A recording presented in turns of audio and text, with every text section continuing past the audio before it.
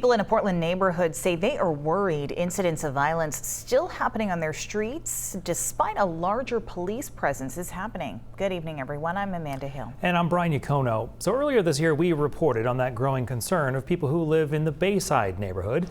News Center Maine's Caroline LaCour got a chance to speak with city leaders and explains what they say is being done to make the area safer for everyone. Just a warning, footage we are about to show you may be disturbing.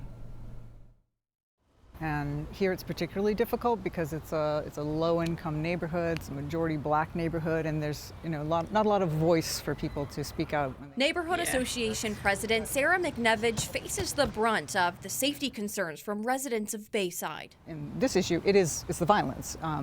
It's the violence that's around low-income families particularly, but children. There's a daycare across the street from where this particular shooting happened. The incident she's referring to, caught on this security video provided to News Center Maine by a landlord, happened in the early hours on Monday morning. You can see a woman try and run away before she's shot by a man on Portland Street. Portland police say they've arrested the suspect. He's now facing 3 charges, including aggravated attempted murder. I think we have a pretty consistent presence down there. We're still trying to figure out what works and what doesn't. In response to the violence and other recent crime, Portland police increased patrols in the area this spring.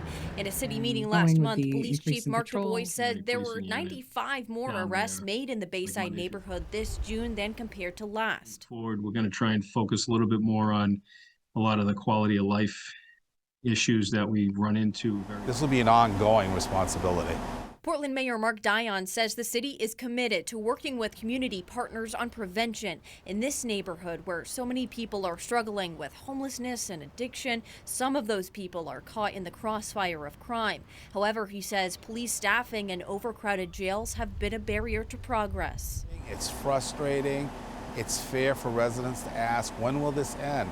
Why can't we be just like any other neighborhood? We really need to do some soul searching. While she understands these concerns won't be cleared overnight, McNevich says systemic-wide change is going to be needed to create a better neighborhood. But I want people to watch that video, even though it's shocking, because when we ignore the reality of what unhoused people face, what this neighborhood faces, we dishonor unhoused people. We dishonor victims. In Portland, Caroline LaCour, News Center Maine. In a statement about the shooting, Preble Street Deputy Director Daniela Cameron tells us that the organization is horrified and strongly condemns any type of violence in the community. She goes on to say Preble Street is supporting the work the city, police department, and neighborhood partners are all doing to keep Mainers safe.